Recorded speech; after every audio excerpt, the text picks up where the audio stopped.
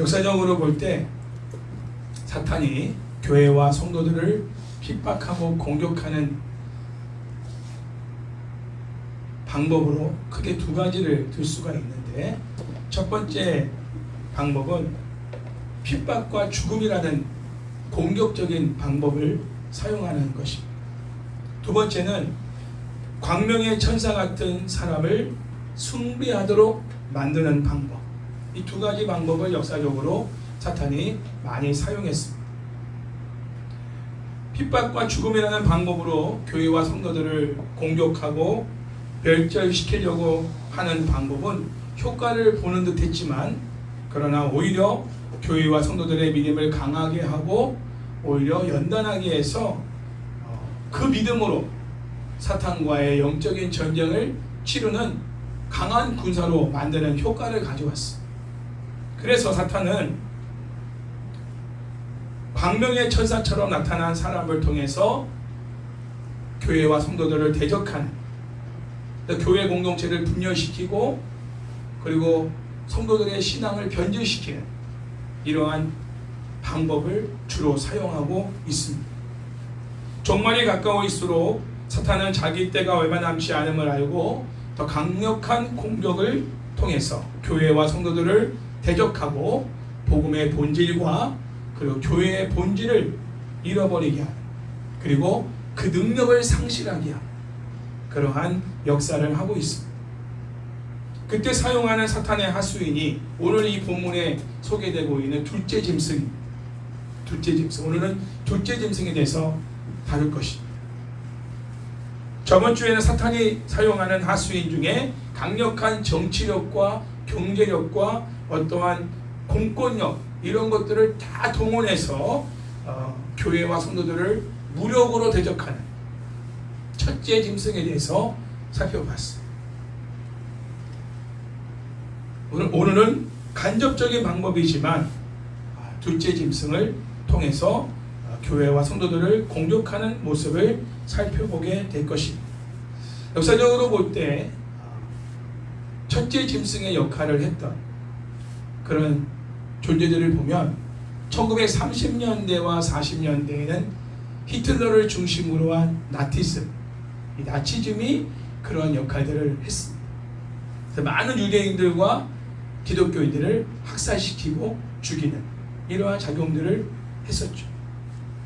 1950년대에서 70년대 사이에서는 지금도 마찬가지지만 공산주의, 사회주의, 스탈린을 중심으로 한 공산주의, 사회주의가 교회를 말살하고 그리고 교회를, 성도들을 핍박하는 일을 강력하게 진행했습니다.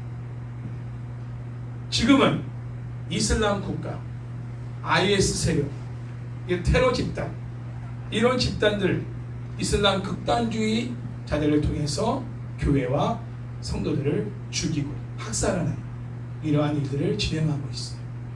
나이지리아나 저런 아프리카 지역에서는 어린 아이들을 인신매매해서, 그래서 그 아이들을 팔아넘기는데, 그 아이들이 누구냐? 기독교인들이고 그리스도인들의 아이들을 유괴하고 성폭행하고 그 아이들을 팔아버리는 이런 일들을 이슬람 극단주의자들이 지금 하고 있습니다. 얼마나 잔인하고 얼마나 끔찍하게 그 기독교인들과 그 아이들을 핍박하고 있는지 몰라요. 지금 일어나고 있는 일입니다. 이들이 교회와 성도들을 박해하고 죽이는 첫째 짐승의 역할을 하고 있는 존재들이라는 거죠. 오늘은 인본주의와 세속화를 통해서 교회와 성도들의 순결한 믿음을 잃어버리게 만드는, 그리고 교회와 복음의 본질을 변질시키는 거짓 선지자 둘째 짐승에 대해서 살펴볼 것입니다. 오늘 다루게 될 말씀이 우리의 실제 생활 속에서 벌어지고 있는 일이기 때문에 더 긴장하고 깨어서 말씀을 들어야 될 것입니다. 오늘의 둘째 짐승, 그 거짓 선지자가 어떠한 모습을 하고 있고 어떤 사역을 하고 있는지를 살펴볼 것입니다. 정신을 바짝 차리고 말씀을 읽겠습니다. 11절 말씀 시작. 내가 봄에 또 다른 짐승이 땅에서 올라오니 어린 양같이 두 뿔이 있고 용처럼 말을 하더라. 자, 11절에서 우리는 둘째 짐승인 거짓 선지자의 세 가지 특징을 보게 되는데, 첫 번째 특징은 뭘까요? 땅에서 올라온다는 거죠. 그리고 두 번째 특징은 어린 양처럼 두 개의 뿔을 가지고 있다. 두 개의 뿔. 또 세 번째 특징은 뭐냐? 용처럼 말을 한다는 거예요. 자, 용이 어떤 존재라고 그랬죠? 용. 사탄. 사탄처럼 말을 한다는 거예요. 자, 여기서 땅이라고 하는 거는 저번 주에 말했던 바다와 똑같은 그런 내용입니다. 세상을 말하죠. 사탄과 첫째 짐승, 둘째 짐승이 전부 다 나오는 곳이 어디냐? 땅, 바다, 그 세상입니다. 세상으로부터 나오는 존재예요. 둘째 짐승은 첫째 짐승을 위해서 존재합니다. 첫째 짐승을 위해서 교회와 성도들을 핍박하는 존재가 둘째 짐승. 둘째 짐승이 어린 양 같은 두 개의 뿔을 가지고 있는 모습은 폭력적인 모습을 가진 첫째 짐승과는 대조를 이루고 있습니다. 왜냐하면 첫째 짐승은 10개의 뿔을 가지고 있거든요. 근데 지금 둘째 짐승은 2개의 뿔을 갖고 있어요. 그리고 어린 양과 같은 모습을 하고 있다는 거예요. 굉장히 약한 존재인 것처럼 위장된 모습을 보이고 있는 거죠. 속은 늑대인데, 일인데 겉은 어린 양인 거. 2개의 뿔을 가졌다는 걸 보면 첫째 짐승에게 속해 있는 그런 존재다. 첫째 짐승보다는 힘이 세진 않아요. 그러나 그 속에 포함되어 있는 그런 존재라는 것을 알 수 있죠. 역사적으로 본다면 이 어린 양 같은 두 뿔은 다니엘 8장 3절에서 메대와 바사 민족을 말하고 있습니다. 역사적으로 메대와 바사 민족. 다니엘 8장 3절에 두 뿔을 가진 순양 메대와 바사를 의미하고 있고, 비록 다니엘 8장 5절 이하에 등장하는 염소, 즉 헬라 나라에 의해서 메대와 바사 민족이 점령을 당하지만 강력한 능력을 가진 나라로 존재했습니다. 메대와 바사를 헬라 민족이 멸절시켰어요. 네. 여러분이 세계사 공부를 하고 역사를 공부했으면 잘 알 수 있는 민족입니다.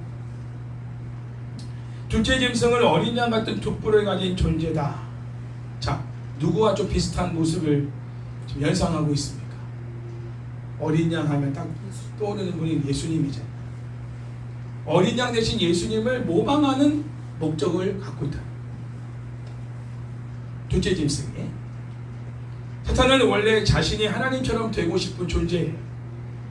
하나님이 하시는 일을 그대로 다 모방을 합니다. 자, 그래서 하나님은 성부, 성자, 성령 하나님 삼위일체로 이렇게 구성되어 있잖아요. 사탄도 어떻게 하느냐? 용, 첫째 짐승, 둘째 짐승, 삼위일체를 이루고 있습니다. 그리고 하나님이 성부, 성자, 성령 하나님이 유기적으로 서로 이렇게 연관되어 있잖아요. 유기적이라는 말은 뭐예요? 서로 연결돼서 성부 하나님이 하시는 일을 성령 하나님, 성자 하나님도 같이 하시고, 성자 하나님이 하는 구속 사역에도 성부 하나님과 성령 하나님이 함께 하시는 이런 관계이듯이 사탄의 존재도 마찬가지. 용, 사탄과 첫째 짐승, 적그리스도, 둘째 짐승, 거짓 선지자가 서로 유기적으로 서로의 영광을 위해, 서로의 어떠한 서로를 높이기 위해서 함께 활동하고 있다. 하나님의 존재를 모방하고 있는 거죠. 또한 둘째 짐승이 용, 그 사탄처럼 말하는 능력을 발휘하는 것도 예수님의 모습을 모방하여 사람들을 미혹하기 위해 위장하고 있는 것을 보여주고 있습니다. 자, 이러한 모습은 요한계시록 2장 3장에서 에베소 교회를 혼란에 빠뜨리려 했던 거짓 사도들이나 버가모 교회를 공격했던 니고다 당이나 두아리라 교회의 자칭 선지자라고 하는 이세벨과 같은 존재로 등장했죠. 실제로 교회 안에 이러한 거짓 선지자들이 들어와서 교회를 분란시키고 교회를 어지럽게 하고 분열시키는 작용들을 했다는 것입니다. 지금도 마찬가지죠. 지금도 교회 안에 이러한 거짓 선지자 같은 역할을 하는 그런 사람들이 들어와서 바른 진리의 말씀을 전하는 사람들을 공격하고 대적하고, 목회자가 바른 진리의 복음을 전하면 성도들에게 가서 야 그건 틀렸다, 그건 잘못된 거다, 그러면서 자기네들이 배우고 자기들을 가르치는 사람들의 메시지를 가르치는 거예요. 그래서 목회자와 성도들의 어떤 관계를 분열시키고 목회자의 설교를 판단하게 만들고, 그 말씀이 들어가지 않게 하고 결국은 두 파로 나눠져서 교회가 쪼개지는 이런 작용들을 거짓 선지자들이 지금도 교회 곳곳에 들어가서 활동하고 있는, 그 우리는 이단이라고 하지만, 그러나 그런 이단이 아니더라도 그런 역할들을 하는 사람들이 있다는 거예요. 지도자의 위치에서, 지도자의 위치에 있어 영향력을 발휘할 수 있습니다. 지금 들어온 새신자 말을 사람들이 듣고 따라가겠어요? 저도 장로쯤 되고 권사쯤 돼야 그들의 말이 먹히겠죠. 마태복음 7장 15절에서도 거짓 선지자들을 삼가라고 예수님이 말씀하시면서 양의 옷을 입고 너희에게 나아오지만 속에는 노력하는 일이라고 예수님이 직접 말씀하셨어요. 겉으로는 굉장히 친한 척, 상냥하게, 온순하고 굉장히 부드럽고 친절한 이러한 모습으로 다가오지만 속에는 노력하는 이리와 같은 존재로 있다는 거죠. 첫째 짐승인 적그리스도는 용인 사탄에게 권세를 부여받고, 둘째 짐승인 거짓 선지자는 땅에 거하는 자들에게 첫째 짐승을 경배하도록 미혹하여 강압적으로 강요합니다. 둘째 짐승인 거짓 선지자가 겉으로는 어린 양처럼 약한 모습으로 보이도록 위장하지만 실제로는 다니엘 8장 3절에 돛불 가진 순념소와 같은 강한 능력을 가진 존재라는 겁니다. 성도들은 위장에 능한 거짓 선지자인 둘째 짐승의 속임수에 미혹되지 말아야 됩니다. 또한 둘째 짐승의 거짓 선지자는 용인 사탄이 하는 그 거짓말로 사람들을 미혹하는 그런 존재라는 거예요. 사탄은 마귀잖아요. 마귀는 거짓의 아비입니다. 사탄이 하는, 용이 하는 말을 이 둘째 짐승인 거짓 선지자가 한다는 건 뭐냐면 거짓에 능하다는 거예요. 속임수에 능하다는 거예요. 그럴싸하게 말하지만 사실이 아니라, 진리인 것처럼 말하지만 진리를 왜곡해서 말하는 거예요. 그러니까 우리가 분명하게 진리를 알지 않으면 그들의 말에 미혹당하여 넘어가기가 쉽다는 거죠. 예수님을 부인하는 건 아니니까. 그러나 예수님 플러스 알파, 이게 이단들이거든요. 유월절을 지켜야 돼. 예수님만 믿어서는 구원 못 받아. 유월절을 지켜야지. 천주교에서는 어떻게 해요? 예수님은 믿어야지. 우리도 예수님 믿어. 그러나 착한 행실, 선한 행실도 해야 구원받는 거야. 오직 예수 그리스도의 믿음, 그분을 신뢰하는 믿음으로 구원받는다는 것이 로마서에서 강조하는 그러한 믿음이란 말이에요. 하나님이 위로 주시는 선물. 그 믿음으로만 구원을 받을 수 있고, 그 믿음에는 반드시 순종이 따라온다고 했죠. 그리고 저번 주에 말씀에는 인내가 따라온다고 했죠. 그 인내가 믿음을 증명한다고 했잖아요. 그러니까 우리의 믿음이 정말 하나님으로부터 온 믿음이라면, 나 예수님 믿습니다라는 그 믿음이 정말 하나님으로부터 은혜로 온 믿음이라면 반드시 하나님의 말씀을 읽고 듣고 순종하는 게 자연스럽게 된다는 거예요. 물론 거기에 따르는 핍박과 고난이 있죠. 손해가 있습니다만 그걸 인내로 감당해 나가는 거예요. 굴하지 않고 손해가 되더라도 그 길을 가는 거예요. 내가 가는 게 아니라 믿음이 가는 거예요. 내 안에 있는 믿음이 나를 가게 하는 것이죠. 몸이 힘들어도 큐티를 하는 거는 내가 하는 게 아니에요. 믿음이 하는 거예요.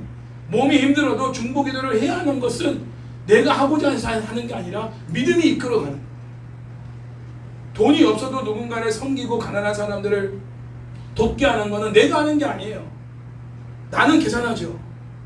내가 살 것을 다 빼놓고 나면 섬길 수가 없어요.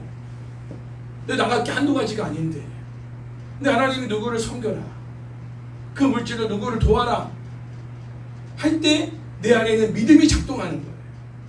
그 믿음이 순종으로 반응하여 섬김으로 나가는 거죠. 난 자랑할 게 없는 거예요. 왜? 하나님이 하신 거니까. 사람들이 나를 칭찬해주고 나를 막 인정해주면 아니라고 내가 한 게 아니라 하나님이 나를 통해서 하신 거예요. 나는 심부름꾼이 지나지 않는다. 이런 말들을 그냥 인사치레로 하는 게 아니라 정말 그냥 진심으로 나오는 거죠. 이런 삶을 살아가는 사람이 진짜 믿음의 사람인 거예요. 그런 믿음이 아닌 사람들은 이런 거짓 선지자들의 말에 미혹당하기가 쉽다는 거죠. 믿음이 뭔지도 그 사람들 모르잖아요. 제가 믿음에 관한 얘기를 얼마나 많이 로마서 가지고 했습니까? 행함이 아니고 믿음이다. 그런데 전에 목사님이 그렇게 행함을 강조했기 때문에 도통 안 들어가는. 그래도 외부에서 로마서 강의를 듣고 외부 다른 목사님들 설교를 들었던 분들은 제 설교가 들어오는데 완전히 골수부자들은 이게 안 들어가. 얼마나 거짓된 것에 이분들이 그 진리로 믿고 있는 거예요. 그럼 진리를 전하면 그 사람을 대적하는 거죠. 거짓을 말하고 있다는 거죠. 이거 얼마나 심각한 문제. 한편 감사했어요. 사도신경만 약간 좀 이게 다르게 해도 알레르기 반응이 난다는 건 이 아이가 그래도 어렸을 때부터 주일학교에서 계속 사도신경을 외우면서 예배 전마다 사도신경을 고백하면서 신앙생활을 했던 그게 배어있는 거예요. 처음에 내가 어디서 신앙생활을 했느냐, 내가 처음 들은 목사님의 메시지가 뭐냐가 굉장히 중요해요. 첫 신앙. 여러분의 친구들을 교회로 인도할 때도 첫 신앙인 친구들 같은 경우는 제대로 말씀이 들어가는 곳에 심어줘야 돼요. 그리고 이미 그렇게 제대로 심어진 사람들은 다른 데 가서 설교 들으면 딱 알아요. 저건 아닌데. 판단하는 게 아니라 분별이 되는 거예요. 안 들어와 말씀이. 은혜를 못 받아요. 왜? 자꾸 인간적인 얘기를 하고 정치적인 얘기하고 세상적인 얘기하고 예화하다 끝나버려요. 도대체 내가 뭐하러 여기 왔는가? 하나님 말씀을 들으러 왔지 내가 저런 얘기 들으러 왔는가? 이런 생각을 하면서 너무 마음이 공허해지는, 예배 들고 나면 다 풍성하고 마음이 넉넉하고 하나님을 만난 그 기쁨이 있어야 되는데 그게 아닌 거예요. 그래서 친구들을 정말 바른 진리의 말씀이 강력하게 선포되는 곳으로 친구들을 인도해야 돼. 첫 신앙인 경우. 왜? 그 친구로 인해 또 다른 사람들을 또 그런 신앙으로 만들어버릴 거니까. 교회로만 인도해서는 안 되는 거예요. 이 시대가 그렇습니다. 첫째 짐승인 적그리스도가 입의 말로 하나님을 대적하고 교회와 성도들을 비방하고 모함한다면 둘째 짐승인 거짓 선지자도 입의 말로 교회와 성도들을 대적한다는 거죠. 둘째 짐승은 거짓의 아비인 마귀 사탄을 대신하여 땅에 사는 사람들과 성도들을 거짓과 속임수로 미혹하여 멸망으로 빠뜨리려 할 것입니다. 자, 이런 점에서 둘째 짐승은 하나님의 말씀을 대언하는 선지자적인 사역을 모방하고 있다는 것이죠. 메신저 역할을 하고 있다는 거죠. 거짓 메신저. 자, 이제 12절에 18절에서는 둘째 짐승의 사역에 대해서 소개하고 있어요. 자, 둘째 짐승의 사역의 초점은 사람들과 첫째 짐승을 경배하도록 하는 거야. 첫째 짐승이 누구라고 그랬죠? 적그리스도. 그를 섬기게 만드는 목적이 둘째 짐승인 거짓 선지자들의 사역이다. 자, 12절 말씀을 읽겠습니다. 시작. 그가 먼저 나온 짐승의 모든 권세를 그 앞에서 행하고 땅과 땅에 사는 자들을 처음 짐승에게 경배하게 하니 곧 죽게 되었던 상처가 나은 자니라. 자, 여기서 둘째 짐승 거짓 선지자는 먼저 나온 짐승이 누굴까요? 첫째 짐승. 먼저 나온 짐승은 첫째 짐승. 그 첫째 짐승이 누구라고요? 적그리스도. 적그리스도의 모든 권세를 교회와 성도들에게 행사합니다. 둘째 짐승이 첫째 짐승에게 받은 모든 권세와 능력을 교회와 성도들에게 행사해요. 땅에 또한 거하는 사람들을 또한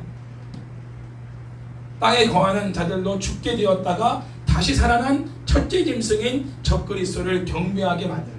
땅에 거하는 자들에게.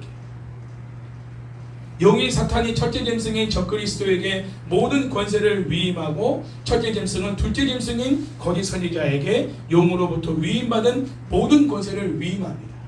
용은 누구에게? 첫째 짐승에게. 그리고 첫째 짐승은 용에게 받은 권세를 둘째 짐승에게 위임하는 거예요. 자, 이것은 그 당시 로마 제국의 황제를 상징하는 첫째 짐승과 첫째 짐승과 거짓 선지자를 상징하는 둘째 짐승의 모든 활동의 배후에 용, 사탄이 배후에 있다라는 것을 말씀하고 있습니다. 사탄은 자신의 모든 권세를 로마 제국의 황제와 거짓 선지자와 공유함으로써 그들을 통해 공동의 대적인 교회와 성도들을 멸절시키려는 목적을 갖고 있다는 거예요. 둘째 짐승인 거짓 선지자는 땅과 땅에 거하는 사람들로 첫째 짐승인 로마 황제를 숭배하게 하는 이교적 제사장 역할을 수행한 사람들임을 알 수가 있습니다. 거짓 목사, 거짓 제사장 역할을 하던 사람들이 둘째 짐승이다. 거짓 선지자.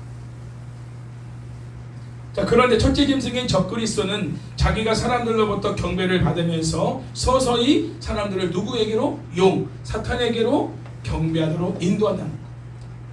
둘째 짐승은 첫째 짐승을 경배하도록 사람들을 이끌고, 첫째 짐승인 적그리스도 로마 황제는 사탄을 경배하도록 사람들을 이끌어 간다. 이게 이들의 목적입니다. 사역의 목적. 이미 4절에서 우리가 살펴본 내용이죠. 4절 말씀을 제가 한번 읽어볼게요. 용이 사탄이죠. 짐승에게, 적그리스도입니다. 권세를 주므로 용에게 경배하며 짐승에게 경배하여 가로되 누가 이 짐승과 같으뇨 누가 등이 이와 더불어 싸우리요 하더라. 그러니까 둘째 짐승이 경배를 받는 것으로 끝나는 게 아니라 그 경배를 누구에게? 사탄에게 경배하도록 만드는 역할을 한다는 거예요. 적그리스도다. 사탄은 자신도 하나님처럼 사람들에게 경배받기 위해서 첫째 짐승과 둘째 짐승에게 자신의 모든 권세를 부여하고 미혹하게 만드는 거예요. 성도들과 사람들. 네, 경배를 받기 위해서. 자, 이러한 이유로 사탄과 첫째 짐승을 경배하는 땅에 사는 자들과 하나님과 어린 양 되신 예수님만을 경배하는 하늘에 속한 자들과의 대립 관계가 더 심각해질 수밖에 없는 상황이 됩니다. 두 부류의 영적 싸움이 있는, 사탄을 경배하는 부류와 하나님을 경배하는 부류가 서로 대립 관계를 가질 수밖에 없다. 모든 종교는 기독교를 대적합니다. 기독교는 진리이기 때문에 종교가 아니에요. 그러니까 모든 종교, 불교, 유교, 도교, 무슨 천주교, 이슬람교, 모든 종교는 기독교의 공동의 적이에요. 그러니까 교회만 공격을 하는 거예요. 언론도 교회만 치는 거예요. 왜냐? 진리, 곧 예수님을 따르지 않는 부류들은 전부 다 공동의 적입니다. 종교만 다를 뿐이지 그들이 섬기는 우두머리는 사탄입니다. 적그리스도는 달라. 적그리스도는 하나가 아니에요. 시대마다 있었고 또 시대마다 여러 적그리스도들이 있단 말이에요. 그러나 그 적그리스도를 통해서 경배를 받는 대상은 누구냐? 사탄인 것입니다. 오직 하나님과 예수님만을 경배하는 하나님의 백성들만이 하나님을 예배하는 존재들인 것이죠. 이걸 구분할 수 있어야 돼요. 기독교도 다른 종교와 똑같은 종교 중에 하나로 보면 안 되는 거예요. 시대가 점점 더 첨단화되어 가고 있고 문명이 발달되어 가고 있을수록 사탄을 숭배하는 사람들은 점점 더 많아지고 있는 것을 봅니다. 모든 것이 첨단화되고 문명이 발달할수록 미신을 믿고 따르는 사람들이 줄어들어야 정상인데 오히려 더 늘어만 가고 있는 것은 상당한 미스테리죠. 첨단 문명의 식상에 하는 사람들이 무엇인가 다른 것들을 이제 추구하는 거예요. 정신세계에 대해서 굉장히 관심을 갖는 거예요. 특별히 돈이 많은 사람들, 경제적으로나 모든 면에서 부유한 사람들이 하나님을 등지게 되면 다른 어떠한 대상을, 다른 어떤 그런 미신적인 대상을 찾게 됩니다. 그래서 요가나 명상이나 마인드 컨트롤, 단, 동양 철학 이런 거에 사람들이 빠지는 거예요. 왜 서구 사람들이 동양 철학에 많이 심취하고 있는 거예요? 왜 불교에 와가지고 머리 밀고서 산에 가가지고 수도승이 되고 그러는가? 하버드대에 나온 사람들이, 세계 최고의 대학을 나온 학생들이 불교에 귀화해가지고 거기서 스님이 돼가지고 돌을 닦고 있어. 이런 사람들이 많아요.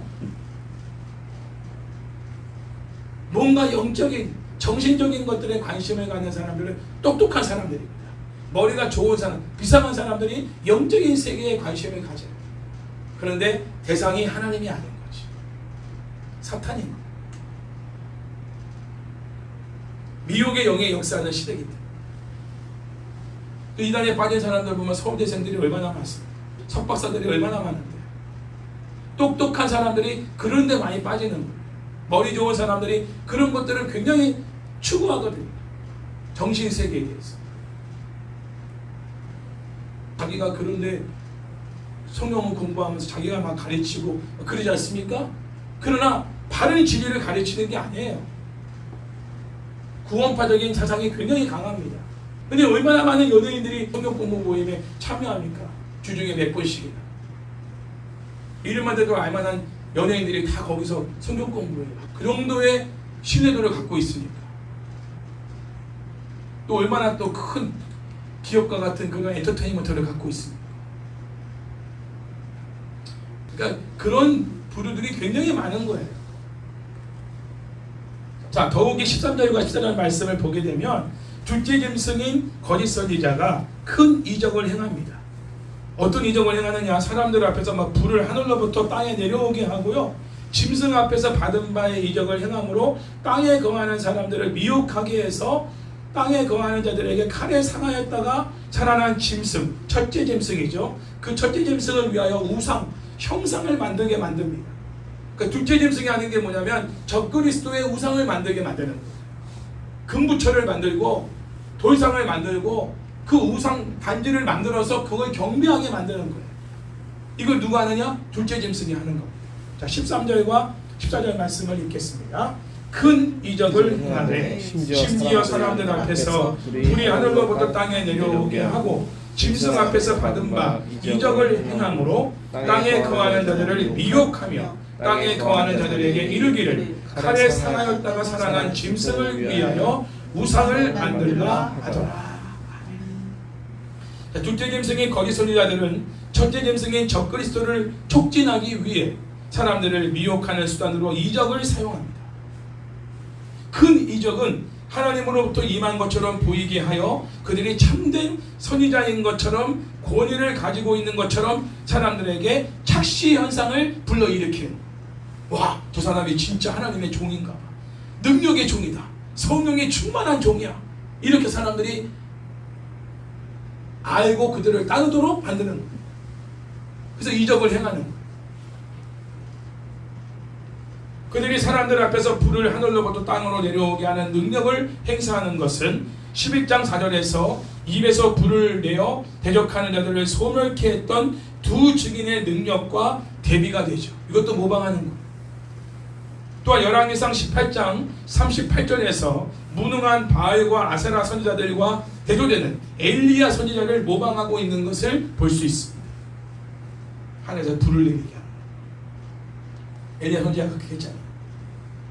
자기들이 참된 선지자다 라는 것을 사람들에게 믿도록 하기 위해서 큰 이적을 행하는 거예요. 하나님이 보내신 종이다, 엘리야와 같은 능력의 종이 나타났다 하면서 사람들이 와 하면서 사람을 따르게 만들고, 그 사람은 결국 누구를 따르게 만드느냐? 적그리스도를 따르게 만드는 거예요. 그 적그리스도의 우상을, 형상을 만드는 그러한 일들을 추진하는 거예요. 자, 그러므로 우리는 이 시대에 어떤 교회에서 기적이 많이 일어난다, 어떤 목사님이 이적을 일으킨다라고 광고를 할 때 그 교회와 목사님이 반드시 하나님께 속한 교회요 목회자라고 볼 수는 없다는 것을 알아야 돼요. 오히려 사탄에게 속한 둘째 짐승, 곧 거짓 선지자의 가능성이 높습니다. 종말의 시기에는 눈에 보이는 표적과 이적을 따라 신앙생활하면 매우 위험합니다. 종말의 시기엔 지금은 표적과 이적을 추구하는 교회와 목회자들을 멀리해야 돼요.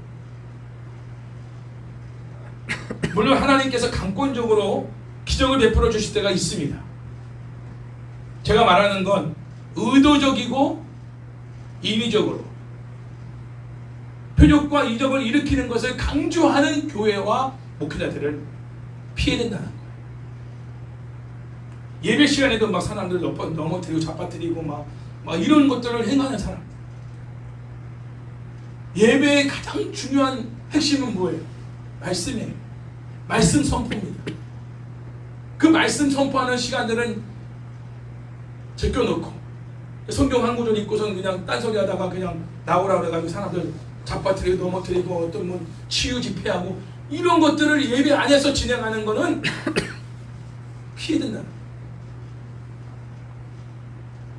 예수님께서 마태복음 24장 23절에서 26절까지 종말의 징조를 제자들에게 설명하실 때 이 부분을 강조해서 말씀하셨어요. 잘 들어보세요. 그때 말세죠. 사람이 너희에게 말하되 보라 그리스도가 여기 있다 혹은 저기 있다 하여도 믿지 말라. 거짓 그리스도와 거짓 선지자들이 일어나 큰 표적과 기사를 보여 할 수만 있으면 택하신 자들도 미혹하리라. 보라 내가 너희에게 미리 말하였노라.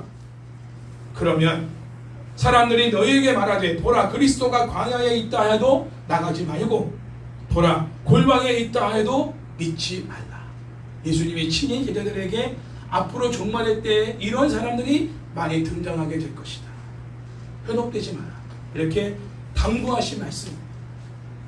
사탄은 사람들이 자기를 따르고 경배하도록 하기 위해 첫째 짐승을 통해 둘째 짐승인 거짓 선지자들에게 큰 능력을 주어 첫째 짐승 앞에서 그 능력을 행하도록 허락받아 땅에 거하는 사람들, 세상 사람들을 미혹하게 합니다. 둘째 짐승의 모든 권세는 첫째 짐승의 것이며 따라서 첫째 짐승으로부터 허락받은 것이라는 거죠. 첫째 짐승인 적그리스도가 그 입을 열어 하나님과 하나님의 장막인 하늘에 속한 하나님의 백성들을 신성 모독하는 말을 쏟아 부으며 공격하는데 둘째 짐승도 첫째 짐승처럼 표적뿐만 아니라 말을 통해서도 미혹한다는 거죠. 첫째 짐승은 노골적으로 교회와 하나님을 모독하는 말을 하는 존재고 둘째 짐승은 거짓과 그리고 속임수를 통해서 복음을 변질시키고 진리를 왜곡시켜서 사람들을 미혹해 하여 결국은 거짓 선지자를 거짓 적그리스도를 숭배하게 만드는 이런 작용을 하는 똑같이 입으로 말을 하지만 공격적인 말을 하느냐 직접적으로 모독하고 모욕하고 비방하는 말을 하는 존재가 적그리스도고 자기가 예수님 역할을 하는 거예요. 내가 메시아다. 내가 주권자다. 나를 따르라 하는 존재들은 하나님을 공개적으로 모독하고 교회를 공개적으로 대적합니다. 그러나 둘째 짐승인 거짓 선지자는 그렇게 하진 않아. 그러나 땅에 거하는 사람들을 미혹해 해서 첫째 짐승인 적그리스도를 경배하게 만드는 성도들을 복음에서 진리에서 멀어지게 하고 미혹하게 하고 왜곡시키는 이러한 작용들을 통해서 믿음을 떠나게 만드는 결국은 그래서 이단에 빠지게 만들고 그리고 적그리스도를 섬기게 만드는 역할을 하는 존재가 둘째 짐승이라는 거예요.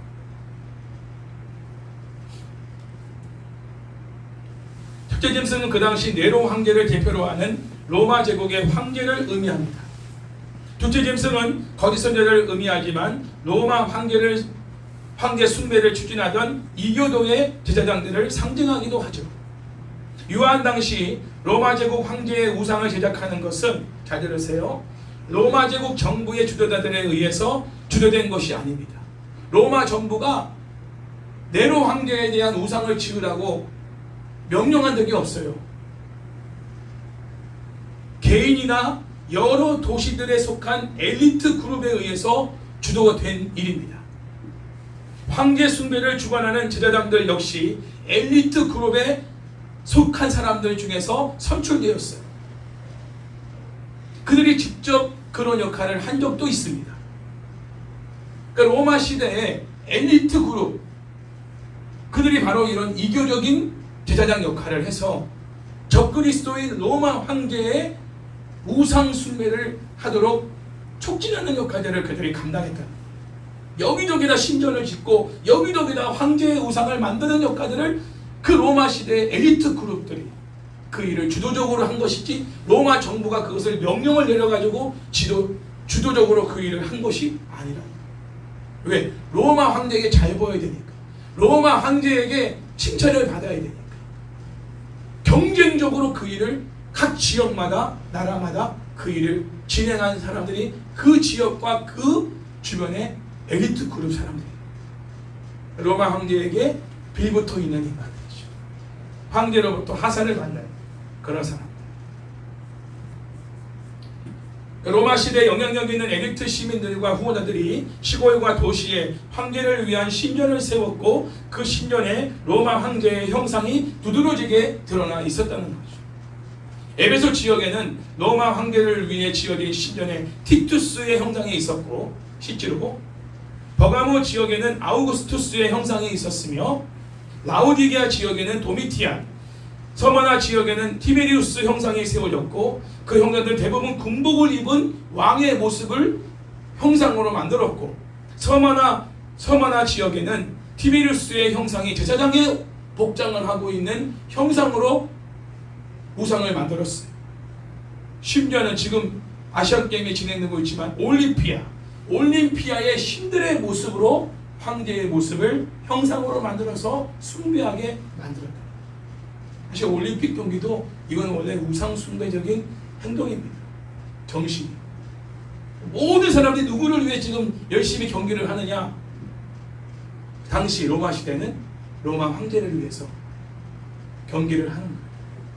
로마 황제의 영광을 위하여 달리기도 하고, 검투사들은 또 칼싸움도 하고, 말도 타고, 이런 모든 마차 경기나 모든 경기들이 로마 황제를 위한, 그게 다 하나의 로마 황제 우상 숭배의 행위 중에 하나. 스포츠도 사실은 우상 숭배적인 행위 중에 하나일 뿐이죠. 이 형상들은 숭배를 위한 목적도 있지만 황제의 명예를 기리기 위한 목적으로 세워지기도 했습니다.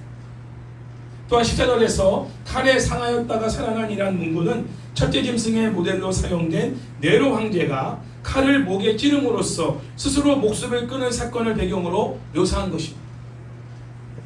자, 여기서 칼이란 단어는 예수 그리스도의 입으로부터 나오는 하나님의 말씀을 통한 심판을 의미하기도 합니다. 하나님이 네로 황제에게 심판을 하신 거죠. 칼에 죽임을 당하게 됩니다. 자기 스스로 자기를 죽인 거예요. 미쳐버린 거죠, 네로. 자, 그런데 첫째 짐승이 칼의 상처를 가지고 있다 다시 살아납니다.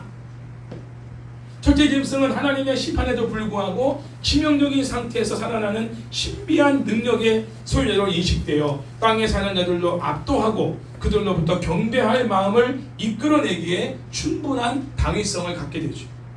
이런 당위성 때문에 둘째 짐승이 땅에 사는 자들로 하여금 첫째 짐승을 경배하도록 하는 일을 행한 것입니다. 자, 로마 정부에 의해서 십자가에 못 박히신 예수님의 이 부활하심으로 그 사역의 진정성이 드러난 것처럼 첫째 짐승도 하나님의 심판에 의해 죽게 되었으나 다시 살아남으로써 그 초월적인 능력을 인정받고자 하는 것이죠. 이것도 예수님을 모방하는, 철저히 적그리스도는 예수님을 모방합니다. 자, 이러한 모습은 첫째 짐승과 예수 그리스도와의 적대적 관계를 명확히 하려는 목적을 가지고 기록된 것입니다. 둘째 짐승이 첫째 짐승을 통해 권세를 받아 첫째 짐승의 우상에게 생기를 주어 그 우상으로 말하게 하고 우상에게 경배하지 아니하는 사람은 몇이든지 다 죽이게 하죠. 15절 말씀 다 함께 읽겠습니다. 시작. 그가 권세를 받아 그 짐승의 우상에게 생기를 주어 그 짐승의 우상으로 말하게 하고 또 짐승의 우상에게 경배하지 아니하는 자는 몇이든지 다 죽이게 하더라. 둘째 짐승의 사역이 점점 더 진전되고 있는 것을 봅니다. 둘째 짐승이 첫째 짐승의 우상에게 생기, 영을 주는 것이 허락되죠. 이것도 모방하는 거죠. 여기서 겉으로 볼 때는 둘째 짐승이 첫째 짐승으로부터 권세를 공급받는 것처럼 보이지만 하나님으로부터 그 활동을 허용받으며 제한을 받고 있다는 걸 우리는 알아야 돼요. 철저하게. 물론 권세와 능력은 용이 제공하고 있고 첫째 짐승이 제공하고 있지만 그 모든 것을 주관하시는 분은 하나님이신 거예요. 하나님의 통제 아래, 하나님의 허락 아래 진행되고 있다는 거죠. 둘째 짐승이 이 권세를 받은 것은 첫째 짐승의 우상에게 생기를 주기 위함입니다. 둘째 짐승이 권세를 받아 첫째 짐승의 형상에 생기를 주는 것은 11장 11절에서 하나님으로부터 생명의 영이 두 증인 안으로 들어가는 하나님의 행위를 모방하고 있는 거예요. 마른 뼈를 살아내게 하는 하나님의 생기를 불어넣는 그러한 역사를 지금 모방하여 행하고 있는 것이죠. 누구에게? 우상에게. 동상으로 만들어진 우상에게 생기를 불어넣어서 그 형상으로 만들어진 그 우상단지가 말을 하는 거예요. 실제로 어디 필리핀인가 어디 가서는 마리아상에서 뭐 눈에서 빨간 눈물이 흐르고 있다는 둥, 뭐 이런 것 신비한 어떤 것들을 여러분 동영상이나 옛날에 뉴스에서 본 적이 있을 겁니다. 실제로 그런 능력을 권세를 부여하는 거예요. 그런 형상들에게, 또 인형에게, 어떤 그런 동상들에게, 나무에게 이런 어떤 능력을 우상 단지들이 말을 하는 거예요. 고대 사회에서는 우상 숭배를 위해 세워진 그런 형상들이 말을 하고 기적을 행하는 것에 대한 믿음이 통상적으로 널리 알려져 있었어요. 우리나라도 그런 미신적인 것들이 옛날부터 있었잖아요. 그래서 각 지역마다 어떤 이렇게 막 정말 수호신처럼 섬기는 나무도 있고 돌도 있고 그러잖아요. 그렇죠?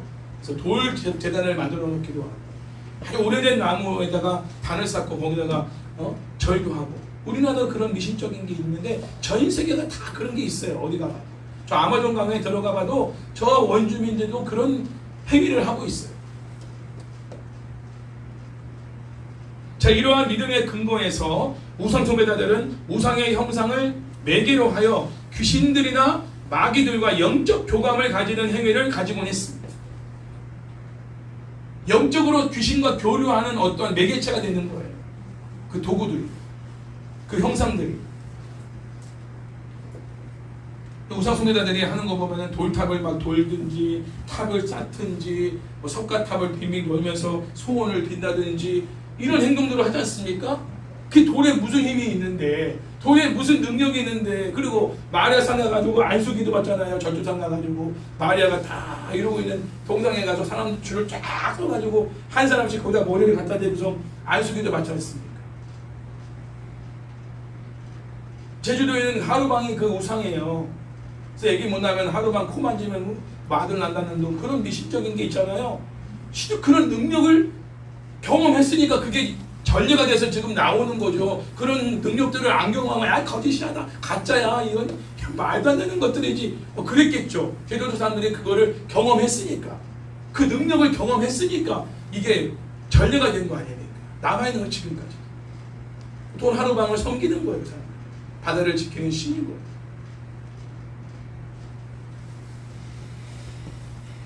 오만 가지 우상단지들에게 그 생기를 불어넣어서 말도 하고 신비한 능력을 가져서 그 우상단지를 통해서 귀신들과 막 접붙이고 귀신들과 막 대화를 하고 마귀들하고 영적인 교감을 나누는 이런 행위들을 하도록 만드는 거죠. 거짓 선지자들이.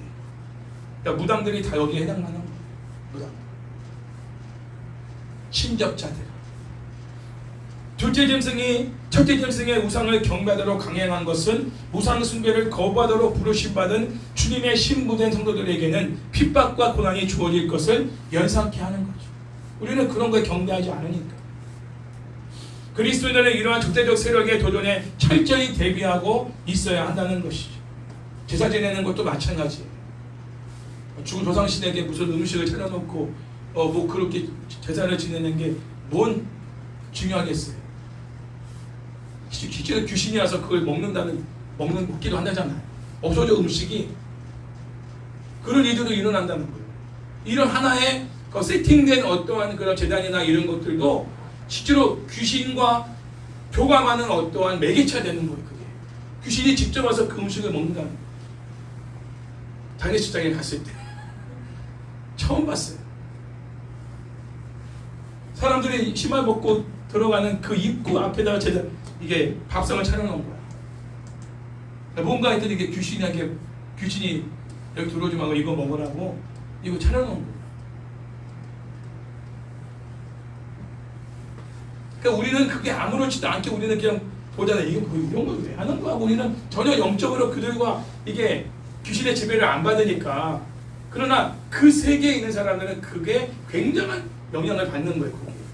그거를 안 하면 무슨 문제가 일어나는 거지. 장례식이 정말 풍파가 일어난다든지 여러 가지 그런 것들을 좀 제발 좀 잠잠하게 장례식을 치르도록 귀신님 도와주세요 하는 마음으로 귀신에게 잘 보이려고 재단을 쌓아놓고 밥 드시라고 이렇게 하는 거야. 이런 하나하나의 행동들을 통해서 귀신과의 어떤 마귀와의 영적 교감을 하는 매개체로 사용하게 만드는 존재가 둘째 짐승, 거짓 선지자의 역할이라, 사역이라. 자, 16절 말씀을 한번 읽겠습니다. 시작. 그가 모든 자, 고 작은 자나 큰 자나 부자나 가난한 자나 자유인이나 종들에게 그 오른손에나 이마에 표를 받게 하고. 아멘. 자, 이 표는 요한계시록 7장 2절 4절에서 14만 4천 명의 이마에 찍혀진 하나님의 인을 모방하고 있는 거예요. 이것도 하나님의 인은 예수 그리스도에게 속해 있다는 의미죠. 그죠? 그러나 이 짐승의 표는 뭐예요? 짐승에게 속해 있다는 것을 증명하는 표인 거예요. 자, 이러한 표는 물리적인 표시가 아니고 상징적인 의미를 갖고 있습니다. 짐승의 표를 받은 모든 사람은 곧 땅에 사는 모든 사람들을 의미합니다. 그들은 작은 자들과 큰 자들, 부자와 가난한 자들, 그리고 자유인이나 종들이죠. 둘째 짐승이 땅에 사는 모든 자들에게 이러한 짐승의 표를 받도록 하는 것은 땅에 사는 자들로 첫째 짐승인 적그리스도, 그 당시에는 로마 황제에게 경배하도록 하기 위함이라. 할렐루야. 짐승의 표를 받는 것은 짐승의 소유로 확증되는 것이고, 짐승에게 속한 자는 짐승을 그들의 주로 경배하지 않을 수 없게 만드는 것이죠. 더 나아가 짐승의 표를 모든 사람들에게 받게 하려는 시도는 짐승의 폭력과 탐욕스러움을 드러내며 신실한 그리스도인들에게는 고난의 핍박의 삶을 가져오게 만드는 것이죠. 심지어 이 표를 받지 아니하면 매매, 곧 상거래를 할 수가 없게 만들었습니다. 17절 말씀 읽겠습니다. 누구든지 이 표를 가진 자 외에는 매매를 못하게 하니 이 표는 곧 짐승의 이름이나 그 이름의 수라. 자, 짐승의 표를 갖지 않은 사람들은 상거래를 할 수가 없는 반면에 짐승의 표를 가진 자만이 매매를 할 수 있다는 것을 강조하고 있습니다. 로마 정부가 그리스도인들에게 로마 황제 숭배를 거부한 대가로 경제적 제재를 가한 적은 없었습니다. 공식적으로. 그러나 이는 각 지방에서 일어난 핍박을 배경으로 말한 것으로 볼 수 있다는 거예요. 아까도 말했죠. 로마 정부가 공개적으로 로마 황제의 형상을 신전을 만들려고 공개적으로 그것을 강요한 적은 없어요. 마찬가지로 상거래도 하지 못하게 만든 적은 없습니다.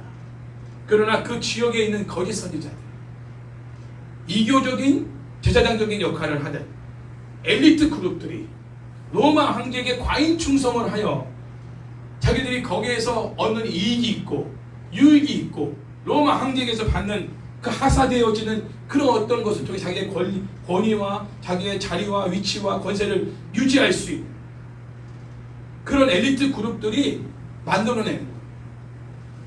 그들이 바로 이 거짓 선지자 역할을 한 거죠. 그래서 매매도 못하게 만드는 역할을 그들이 주도한 것이고, 로마 정부가 주도한 게 아니에요. 실제로 요한계시록 2장 3장에서 우리는 소아시아 7교회 얘기를 나눴었어요. 소아시아 7교회에서 빌라델피아 교회를 예를 들어보면은 예수님께서 빌라델피아 교회에게 칭찬하신 내용 가운데 적은 능력을 가지고 있다라고 말씀하시는 부분이 있어요. 적은 능력으로 너희가 행했다. 이 적은 능력은 바로 경제적인 제재로 빈곤에 처한 정황을 나타내는 것으로 추정할 수 있습니다. 이러한 정황을 정확하게 우리가 알기 위해서는 당시 로마의 경제적 시스템을 잘 이해해야 돼요. 전에 한번 말씀드렸죠. 길드 조직이라고. 기억나십니까? 길드 조직. 로마의 경제 시스템이 길드 조직이에요. 뭐 노동조합 같은 거죠. 거기에 가입되지 않은 사람들은 절대로 상거래를 할 수가 없어요. 무역을 할 수가 없어요. 매매를 할 수 없어요. 그런데 그 길드 조직의 추구하는 바가 뭐냐? 황제 숭배입니다. 이교적 우상 숭배와 황제 숭배에 앞장섰던 조직이 길드 조직이에요. 이 경제 시스템이 당시 사람들에게 커다란 부유를 가져다 주었기 때문에 부를 획득하고 유지하기 위해서는 사람들은 반드시 황제 숭배에 적극적으로 참여를 해야만 했습니다. 황제 숭배를 하지 않고서는 부를 누릴 수가 없는 거예요. 돈을 벌 수가 없는 구조예요. 그게 로마의 경제 시스템이었어요. 그래서 이 길드 조직에 가입한다는 것은 뭐냐? 우상 숭배와 더불어 황제 숭배에 적극적으로 내가 참여하겠습니다 라고 하는 그러한 맹세, 서약 그런 것이랑 마찬가지예요. 실제로 길드 가입자들에게 황제 숭배와 이교적 우상 숭배를 요구했습니다. 당시에 황제 숭배를 거부한 자들은 반역자요 불법자로 로마 제국의 법이 규정하였기 때문에 황제에게 충성스러운 길드 조직의 생리상 그들을 받아들일 수 없는 것은 당연한 일이었던 것이죠. 설사 길드 조직에 가입되어 있다라도 황제 숭배를 거부할 경우 스스로 탈퇴하게 되거나 강제로 탈퇴를 당하게 되는 것입니다. 무역상들과 소매상인들도 황제 숭배에 대한 충성도가 증명되지 않으면 거래 행위가 금지되었습니다. 가게 문을 닫아야 됩니다. 자, 여기에서 핵심은 길드에 참여하지 않으면 물건을 사고 파는 정상적인 경제 활동이 불가능했다라는 것을 말하고 있는 거죠. 자, 그러므로 황제 숭배를 거부할 때 생기는 결과는 당연히 경제적인 빈곤인 것입니다. 그 대표적인 예가 서머나 교회죠. 그들에 대한 예수님의 칭찬 중에 서머나 교회를 향해서 이렇게 말씀하셨어요. 내가 예수님이 내 환난과 궁핍을 알거니와 실상은 네가 부유한 자니라. 자, 여기서 궁핍이라는 말은 뭐냐면 서머나 교회가 오직 우리는 하나님만을 예배하는 사람들이다라고 선언한 거예요.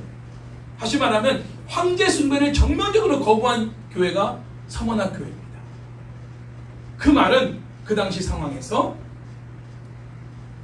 경제 활동을 포기한 거예요. 사업하는 분도 있을 거 아니에요. 그럼 나 사업 그만하겠다. 직장 다니는 사람도 있을 거 아니에요. 나 직장에 잘리겠다.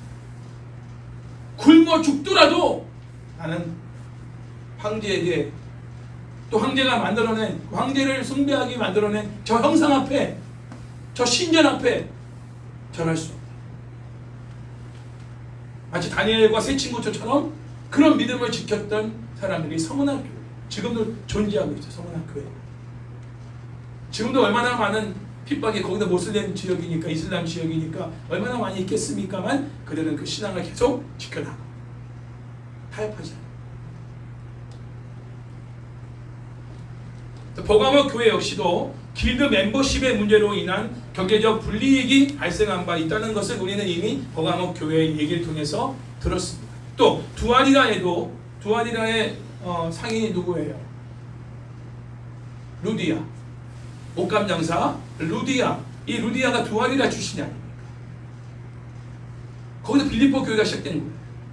아니 이 여인이 어떻게 정말 이 옷감 장사를 하고 믿음을 지키며 바울을 도왔는가?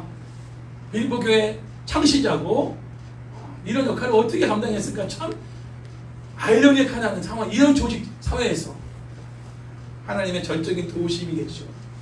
어쨌든 황제 숭배를 거부한 사람인 거예요. 두아리라 지역, 옷감이 굉장히 많이 나왔던 그 두아리라 부유한 지역입니다. 무역 계리 조직에 만연해 있었으며 우상에게 바쳐진 음식을 먹는 것이 상업의 번창을 위해 그 길드의 수호신을 경배하는데 필수적인 절차였어요. 돼지 머리에다가 돈 꽂고서 고사 지내는 거하고 똑같은 거야. 로마 황제의 어떤 형상을 만들어내 거기다가 절하고 거기다 돈을 바치고 거기다가 뭔가 미신적인 행동을 안 하면 경제 활동이 불가능한 거예요. 신의회 회장 원 회장님이 본부장이었는데 그 영업 전체 본부장님 하셨던 분인데 그분이 그 고사를 지내는데 회장, 부회장 다 이사급들이 다 나와가지고 다 거기다 돈 꽂고서 봉투 꽂고 이 돼지 머리에다가 고사 지내고 절하고 하는데 나는 크리스찬이다. 나는 저 우상 앞에 절할 수 없다. 그 당시 그래가지고 그 회장님한테 찍혀가지고 바로 옷 벗었어요. 그분이 나중에 목회자가 되셨어요. 요즘은 그렇게 막 자르고 그러지는 않는데 만드레 사람들은 임원급들 중에서는 반드시 해야 된대요. 임원급들은 안 하면 눈에 가시가 되는 거예요. 일반 사원들까지 다 시키지는 않지만 아무튼 그런 거 똑같은 거예요. 지금 그 당시 로마 시대에는 더 했겠죠. 뭐 그냥 자르고 모양 이런 게 아니라 굉장한 그런 어떤 어려움이 있었던 것입니다. 자, 그러므로 황제 숭배에 참여하기를 거부한 성도들은 정상적인 경제 활동이 불가능한 것이죠. 당연히 가난할 수밖에 없고 고립할 수밖에 없는 상황입니다. 자, 이제 마지막으로 이 표가 짐승의 이름이나 그 이름의 수임을 말하며 그 수가 얼마인지를 구체적으로 소개합니다. 18절 말씀 시작. 지혜가 여기 있으니 총명한 자는 그 짐승의 수를 세어보라. 그것은 사람의 수니 그의 수는 666이니라. 아멘. 자, 이 수는 분명히 말합니다. 짐승의 이름이나 그 이름의 수, 곧 사람의 수라고 말하고 있습니다. 자, 여기서 우리는 짐승의 이름이나 그 이름의 수가 사람의 수라는 부분에 있어서 이름을 숫자로 표현하는 것을 게마트리아라고 하는데, 뭐라고요? 게마트리아라고 하는데, 이 게마트리아는 히브리어나 헬라어가 각 알파벳마다 숫자가 부여되어 있기 때문에 가능한 겁니다. 숫자가 부여되어 있습니다. 헬라어나 히브리어는 그 알파벳에 숫자가 부여되어 있어요. 곧 헬라어나 히브리어의 알파벳마다 숫자 값을 가지고 있다는 사실에 근거하여 이름에 포함된 알파벳에 해당하는 모든 숫자를 더한 결과로 이름을 대신해서 사용하기도 했어요. 실제로 폼페이 지역의 벽화에 이런 글이 있다고 합니다. 나는 그의 이름이 545인 그녀를 사랑한다. 자기 사랑하는 여인에게 사랑한다는 여인을 고백할 때 그 여인의 이름을 쓴 게 아니라 545라고 숫자를 기입합니다. 그 545라는 것은 자기가 사랑하는 그 여인의 이름인 거죠. 그 이름을 숫자로 표기가 가능했다는 거예요. 다 더하면 그 이름의 숫자를 알파벳 숫자를 더하면 총수가 나오잖아요. 그 수가 666이다. 이렇게 나오는 겁니다. 그래서 이 짐승의 수가 의미하는 말을 이해하기 위해서는 지혜와 여기는 뭐라고 하죠? 총명이 필요하다. 이 지혜와 총명은 하나님이 주시는 그런 하나님의 속성인데 하나님의 뜻을 분별하는 능력을 말합니다. 하나님의 뜻이 뭔지를 분별하려면 지혜와 총명이 있어야 돼요. 그리고 하나님의 뜻이 무엇인지를 분별할 뿐만 아니라 악한 세력들, 그 악한 세력들의 본질을 파악하는 능력도 지혜와 총명이에요. 그러니까 선과 악을 분별할 수 있는 능력이 지혜와 총명인 것입니다. 그러니까 지혜와 총명이 없으면 악한 건지도 모르고 그냥 거기에 따라가는 거고 선한 건지도 모르고 안 하는 거야. 하나님 뜻이 무엇인지를 아는 것도 지혜와 총명이고 악이 무엇인지를 알고 그 악이 행하는 바가 어떤 결과를 가져오는지를 알고 그거를 행하지 않는 것도 지혜와 총명입니다. 지혜와 총명을 받아야만이 그 분별과 결단이 가능한 거예요. 다니엘에게는 그 지혜와 총명이 있었던 거죠. 다니엘이 그래서 그 어떤 하나님의 뜻이 뭔지를 알기 때문에 그 뜻 가운데 하나님이 기뻐하시는 일들을 할 수 있었던 거죠. 왕의 어명이 있어도 하나님 앞에만 하루에 3번 기도했던 이 일을 실천하지 않았다.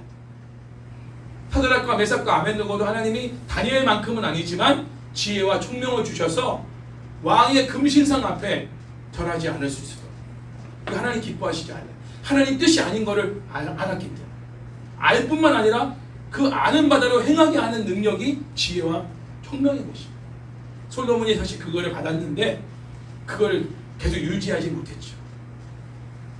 어쨌든 지혜가 여기 있으니 총명한 자는 그 짐승의 수를 세어보라고 말한 것은 수를 세어보라는 것이 아니라 짐승의 이름이 누구냐, 무슨 의미를 갖고 있는지를 살펴보라는 의미인 것입니다. 자, 그것은 사람의 수니 그의 수는 666이라고 구체적으로 말씀하고 있어요.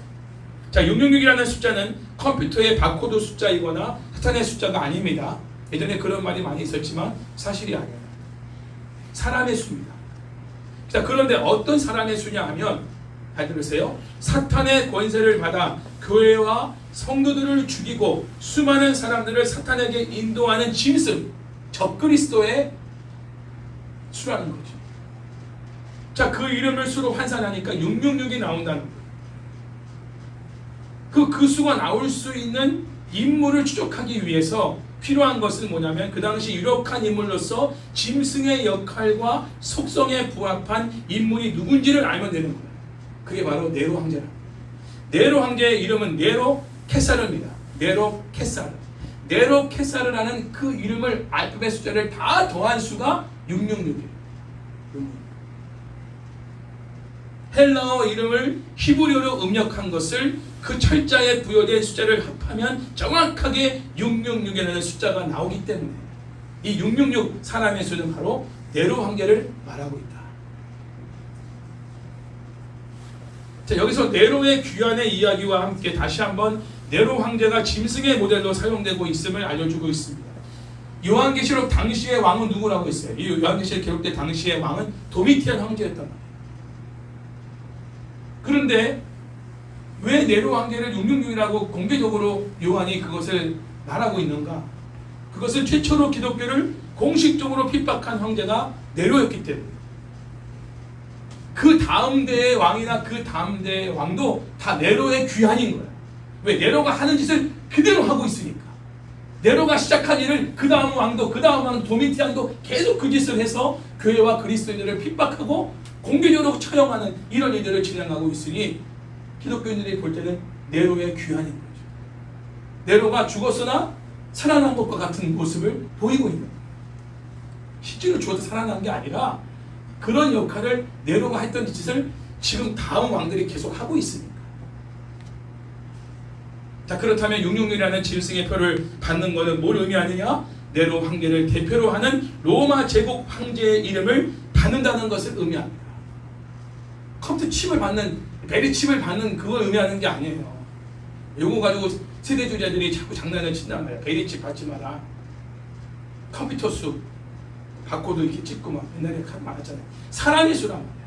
그러니까 네로 황제를 대표로 하는 모든 그 황제의 이름을 받지 말라는 건 뭐냐면, 이름이라는 거는 속하는 걸 말하거든요. 그 왕에게 속한 자로서 살지 말라는 거예요. 왕의 종이 되어 살지 말라는 거예요.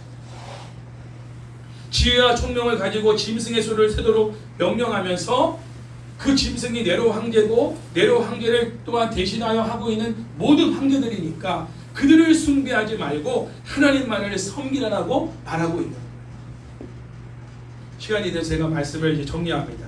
지금 이 시대에도 이러한 666이 많습니다. 지금 이 시대에는 어떤 적그리스도들이 있는가? 여러분 잘 살펴보십니다. 지금은 인본주의가 철학이나 어떠한 사상이 아니라 하나의 종교인 시대입니다. 마지막 때에 우리는 어떤 사람이든 하나님을 대신하여 절대적 권위와 권세의 자리에 앉아 사람들을 통제하려는 미혹하는 세력에 절대 마음이 동요되어서는 안 된다. 만약 우리가 어떠한 인간을 하나님처럼 높이고 그 사람의 통치 아래 사게 된다면 우리도 짐승의 표를 받는 사람이 되는 것이다.